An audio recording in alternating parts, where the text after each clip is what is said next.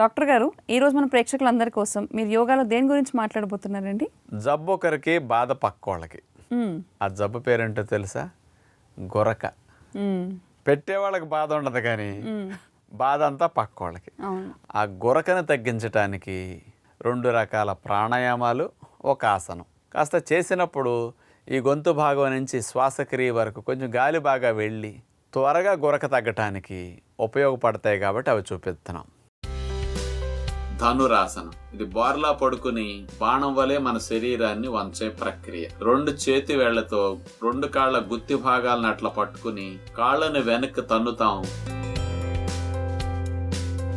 ముందు భాగం పైకి లెగుస్తుంది, వీపు భాగం, మెడ భాగం అన్ని పైకి లెగుస్తాయి. చూడండి, ఇప్పుడు శరీరం ఇప్పుడు బాణం ఆకారంలో ఉంది కాబట్టి ఈ ఆసనానికి ఆ పేరు పెట్టారు.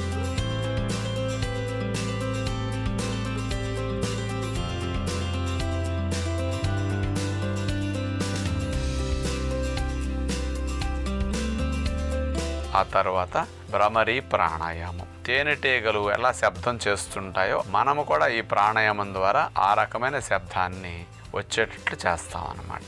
అట్లా నడుము లైన్గా పెట్టుకుని కూర్చోవచ్చు. తర్వాత షణ్ముఖ ముద్రలు. ఇప్పుడు బొటన వేళ్ళు చూడండి, చెవు లోపల పెట్టేస్తాం. చూపుడు వేలు కన్ను పాపల పైన, కను బొమ్మల పైన, తర్వాత వేళ్ళని కంటి భాగం మీద, ఆ తర్వాత ఉంగరపు వేలిని ముక్కు రంధ్రాల పైన, చిటికిన వేలిని పెదాల పైన అట్లా పెట్టేస్తాం. ఇక ముక్కు భాగం యొక్క రంధ్రం కూడా కొంచెం నొక్కటం వల్ల కొద్ది రంధ్రం మాత్రం ఉండేటట్టు చూసుకుంటాం. ఇప్పుడు గాలిని ఇక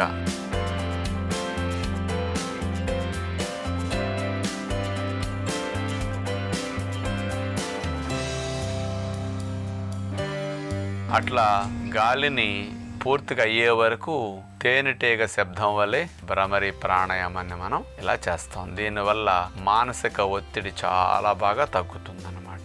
డిప్రెషన్తో బాధపడే వారికి మనసుకు చక్కటి లాభాన్ని చేకూరుస్తుంది.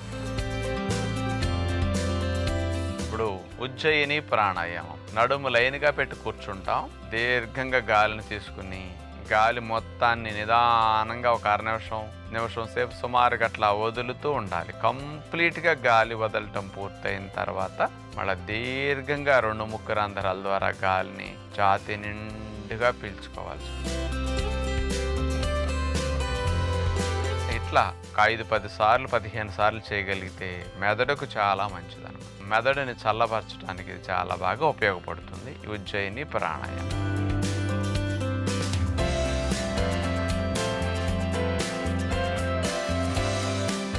గొరక తగ్గాలంటే ఇలాంటి వ్యాయామాలు ప్రాణాయామంతో పాటు సాయంకాలం 5-5:30 కల్లా 6 లోపు మీ డిన్నర్ని న్యాచురల్ ఫుడ్ తీసుకుని ముగించండి.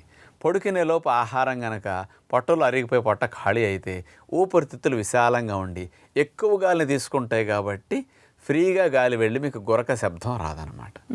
అంచేత ఇలాంటి మంచి ఎర్లీ డిన్నర్ ప్రిన్సిపల్ మీరు ఫాలో అవుతూ ప్రాణాయామాలు చేశారంటే గొరక నుంచి కొన్ని రోజుల్లో తేలిగ్గా బయటపడవచ్చు. చూశారు కదండి, గురక సమస్యతో బాధపడే వాళ్ళు కానీ, గురక సమస్య పక్క వాళ్ళకు ఉన్నప్పుడు వీళ్ళు బాధపడే వాళ్ళు కానీ డాక్టర్ గారు చూపించిన ఈ ఆసనాల్ని ప్రాణాయామాల్ని పాటిస్తే గనక ఆ సమస్య నుంచి త్వరగా ఉపశమనం పొందే అవకాశం ఉంటుంది.